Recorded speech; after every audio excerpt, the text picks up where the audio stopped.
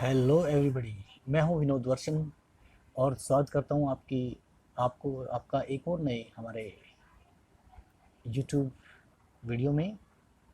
आज हम 6th century BC की बात करेंगे और उससे जुड़े हुए सम इम्पोर्टेंट टर्म्स की बात करेंगे।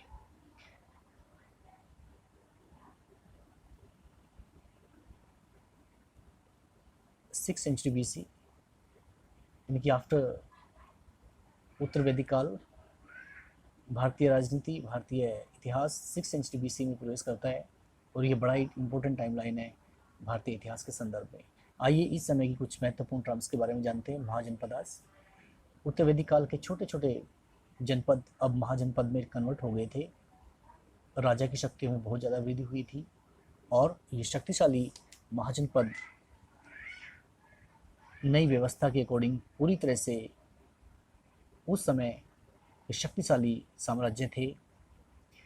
बौद्ध ग्रंथ अंगुत्तर निकाय में 16 महाजनपदों की जानकारी मिलती है। इसी तरह भगवती सूत्र जो कि जैन ग्रंथ है उसमें भी 16 महाजनपदों का जिक्र मिलता है। इनमें काशी, कौशल, मगध, अग, अंग, वज्जी, मल, चेती, पांचाल, कुरु, सूरसेन, अस्मक आदि प्रमुख थे। आइए जल्दी से वन बाय वन इनको स्टडी करते हैं। जैसे कि मैंने अभी आपको बताया कि उत्तर वैदिक काल के जनपद महाजनपदों में बदल गए थे। 15 महाजनपद नर्मदा नदी के उत्तर में स्थित थे और एक अश्मक केवल एकमात्र महाजनपद नर्मदा नदी के दक्षिण में स्थित था। चलिए पहली बात करते हैं हम काशी की बात करते हैं। काशी उत्तर में वरुणा और दक्षिण में 80 नदियों से घिरे वाराणसी काशी की राजधानी थी। 12 योजनों में फैली हुई शानदार नगरी थी काशी। कौशल अगला महाजनपद, वर्तमान अवध का क्षेत्र, आधुनिक फैजाबाद मंडल का क्षेत्र, प्राचीन काल में कौशल के नाम से जाना जाता था। सरयू नदी कौशल को 2 भागों में बांटती थी। उत्तरी कौशल की राजधानी श्रावस्ती थी और दक्षिण की जो राजधानी है वो थी कुशावती। अंग वर्तमान भागलपुर और मुंगेर जिले का क्षेत्र, इसकी राजधानी चंपा थी। वज्जी यह 8 राज्यों का संघ था। मल वज्जी की तरह यह भी एक संघ था जिसमें पावा और कुशीनगर के मल्लों की 2 शाखाएं थी। चेदी, उसके बाद वत्स प्राचीन काल में आधुनिक इलाहाबाद और बांदा के जिले वत्स महाजनपद के अंतर्गत आते थे। कुरु मेरठ, दिल्ली और थानेश्वर का क्षेत्र कुरु महाजनपद में अवस्थित था। पांचाल आधुनिक रूहेलखंड के बदायूं, बरेली और फरुखाबाद के जिले इसमें शामिल थे। मत्स्य आधुनिक राजस्थान के जयपुर, अलवर और भारत के भरतपुर के अंतर्गत था। विराट नगर इसकी राजधानी थी। सूरसेन यह आधुनिक ब्रजमंडल में स्थित था और इसकी राजधानी मथुरा थी। अश्मक इसकी राजधानी पोतान या पोटी थी। यह एकमात्र ऐसा महाजनपद था जो नर्मदा नदी के दक्षिण में स्थित था। गांधार महाजनपद वर्तमान में पेशावर और रावलपिंडी जिलों में यह स्थित हुआ करता था और तक्षशिला इसकी राजधानी हुआ करती थी। कंबोज यह दक्षिण पश्चिमी कश्मीर तथा अफगानिस्तान के मध्य भाग में स्थित था। अवंती यह पश्चिम और मध्य मालवा के क्षेत्रों में बसा हुआ था। इसके 2 भाग थे। उत्तरी भाग की राजधानी उज्जैन और दक्षिणी भाग की राजधानी महिष्मती हुआ करती थी। मगध सबसे इम्पोर्टेंट जो महाजनपद था वो मगध था। इसमें गया, पाटलिपुत्र, शाहबाद, नालंदा के कुछ क्षेत्र शामिल थे। इसकी प्रारंभिक राजधानी राजगिरी या गिरिवर्जर थी, बाद में पाटलिपुत्र बन गई। इस राज्य ने बड़े शानदार और सूरवीर शासकों को जन्म दिया और इसने लगभग पूरे उत्तरी भारत में और फिर पूरे सिस्टम पर कब्जा मगध ने कर लिया था।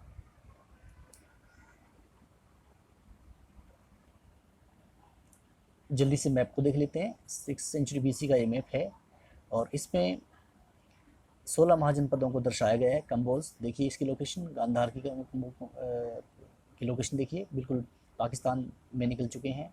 कुरु ये दिल्ली का क्षेत्र है, दिल्ली मेरठ का क्षेत्र है कुरु। यहाँ पर पांचाल है, कौशल है, मल है, वज्जी है, काशी है, सूरसेन है, मत्स्य है, वत्स है, अवंती है और अश्मक एकमात्र राज्य जो है ना ये नर्मदा के दक्षिण में स्थित है। सारे जो 15 महाजनपद हैं वो सारे उत्तर भारत में स्थित हैं।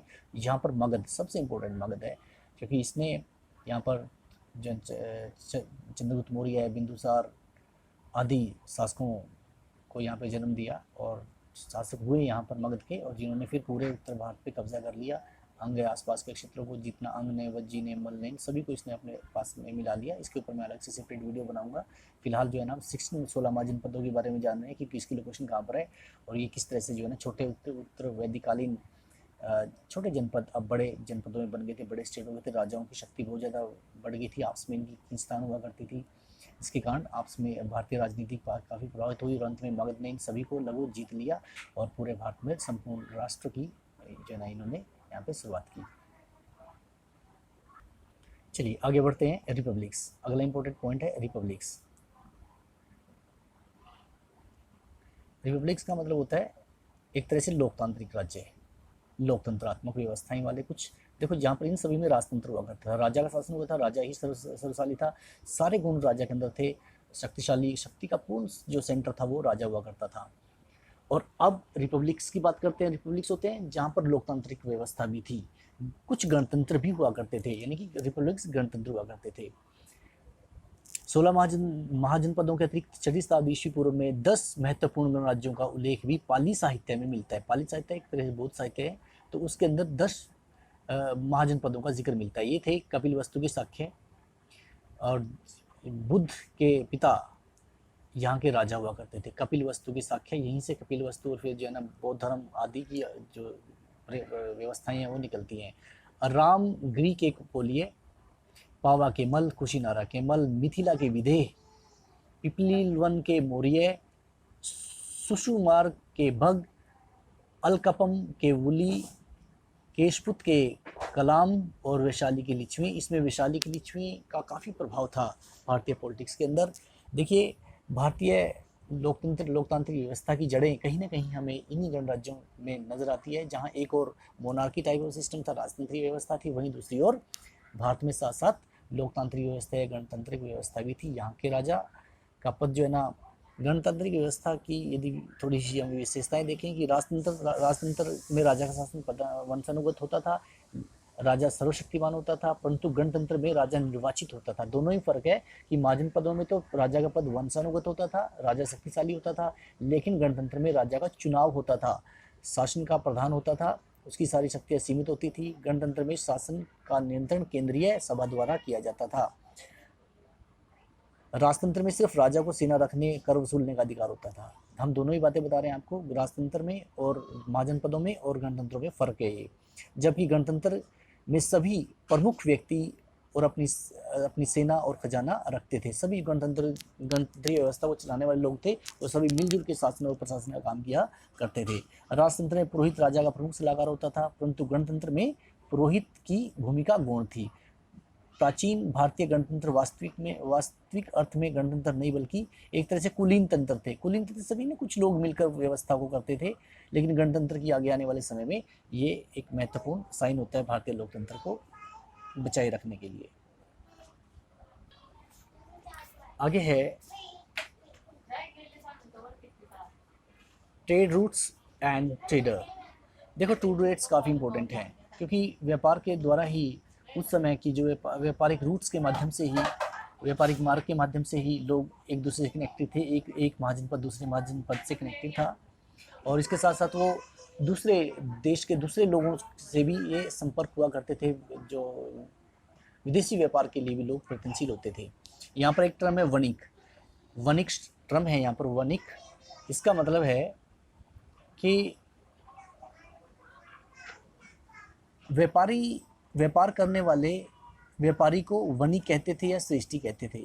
अनेक व्यापारी स्थल मार्गों द्वारा समूहों या काफिलों में दूर दूर प्रदेशों में व्यापार किया करते थे। ये ना व्यापारी जो लोग थे वो विभिन्न स्थल मार्गों द्वारा समूहों में या काफिलों में बहुत दूर दूर तक व्यापार करते थे। इनका मुखिया सार्थवाह कहलाता था। सार्थवाह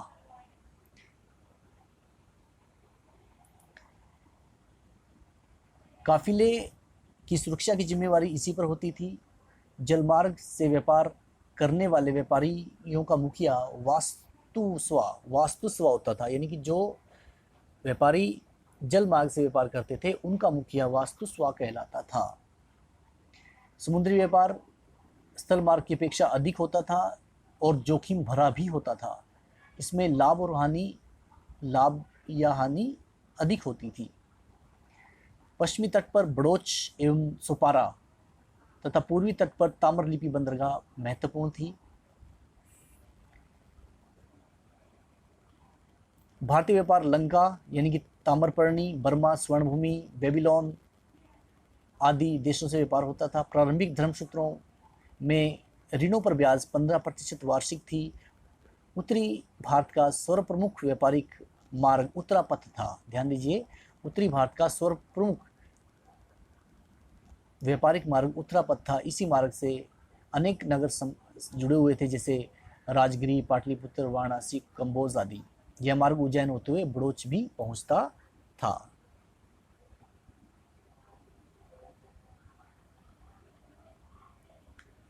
चलिए आगे देखते हैं गिल्ड सिस्टम। ये बड़ा इंपॉर्टेंट है, हर एग्जाम्स में लगभग गिल्ड सिस्टम के बारे में जानने को देखने को आपको मिल सकता है। क्या था गिल्ड सिस्टम? ये एक तरह की व्यवस्था थी, व्यापारियों की व्यवस्था थी। शिल्पियों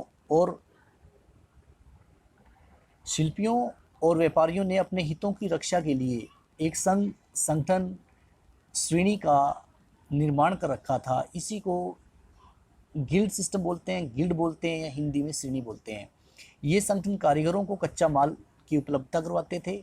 श्रेणी बैंक के रूप में भी काम करती थी। गिल्ड है बैंकिंग व्यवस्था के रूप में भी काम करती थी। अपने सदस्यों को आपसी विवादों को निपटारे का उत्तरदायित्व भी इसी पे था।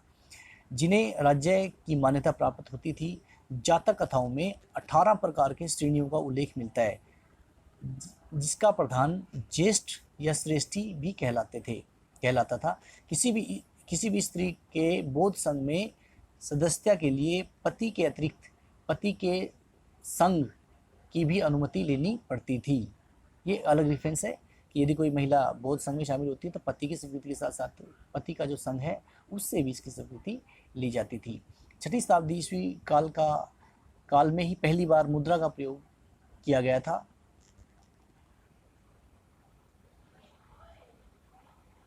चलिए अब 5वां पॉइंट देखते हैं, पंच मार्क कॉइन। ये भी इंपॉर्टेंट क्वेश्चन है।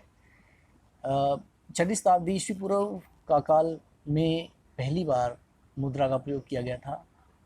इन सिक्कों को आहत सिक्के कहा जाता था। आरंभ में आहत सिक्के चांदी के बनाए जाते थे, किंतु ये तांबे के भी बनते थे। इस पर अर्धचंद्र, हाथी एवं मछली आदि की आकृतियां बनाई जाती थी।